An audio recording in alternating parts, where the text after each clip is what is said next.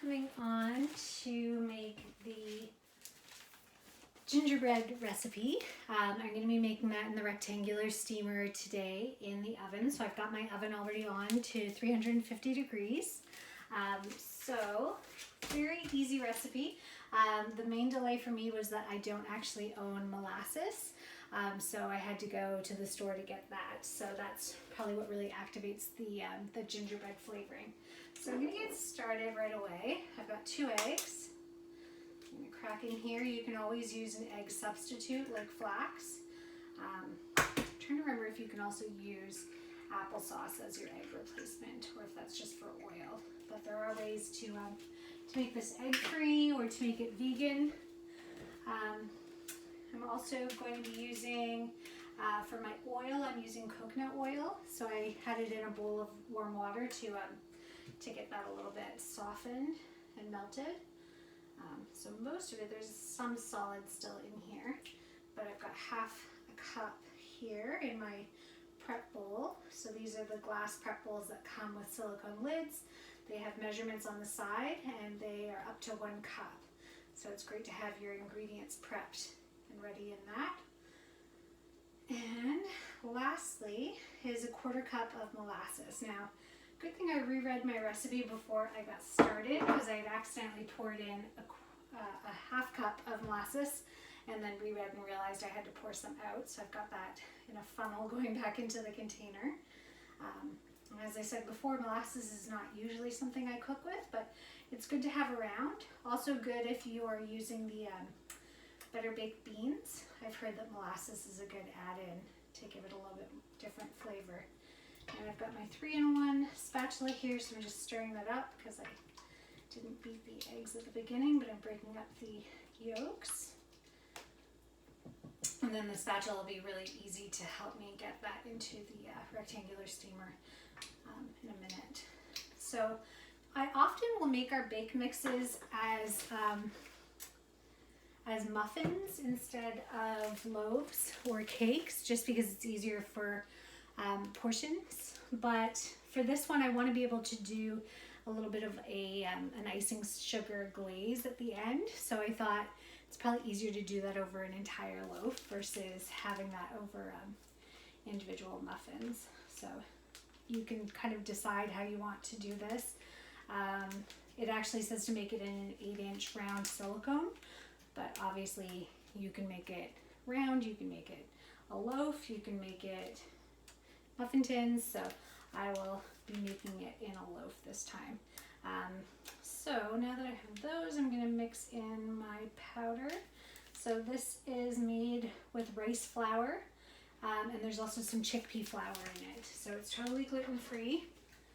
And that's what I really love about these packages, is that I don't have to go and buy all the crazy ingredients to make it a baking-free mix, gluten-free mix. It's just already set up that way. Oh, it smells like Christmas. So it really has a strong gingerbread smell. And it says to whisk it in, so I'll just start with my spatula and just see how this turns out. And if I need to, I'll grab my whisk. Usually the whisk is just to get those extra pieces out, any clumps. So just mixing this.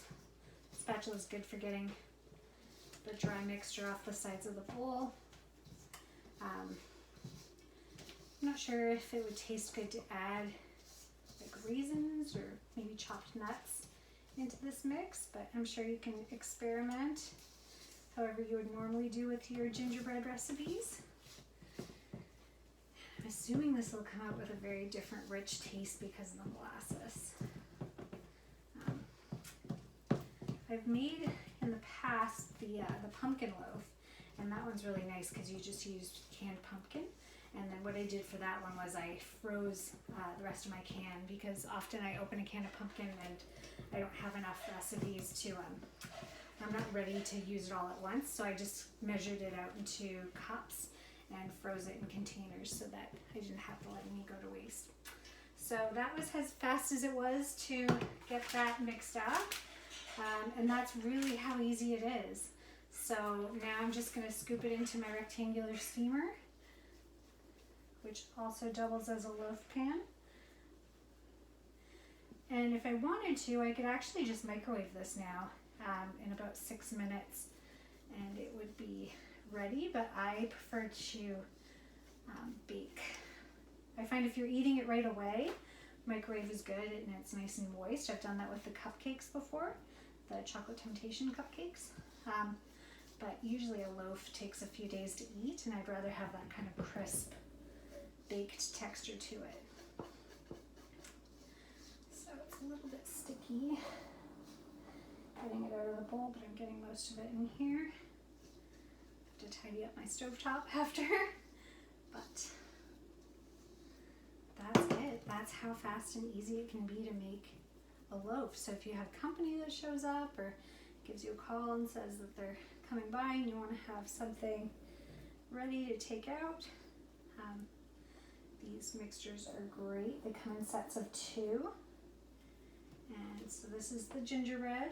And if you're more of a pumpkin person, there's also a pumpkin loaf available right now. And there's always our banana bread and our brownies available. So if you're not in a holiday mood, perfectly in there. I'm going to pop it in the oven, 350, already warmed up. And I think that needs about a half an hour fed baking. So our options are 6 minutes in the microwave, actually 4 minutes and rest for 6 minutes. So total of 10 minutes between cooking and resting. And in the oven, 28 to 30 minutes and let it cool for 10 minutes before taking it out of the steamer. So I'll just set this timer so I don't miss that. Oops, too far. and I'm good to go.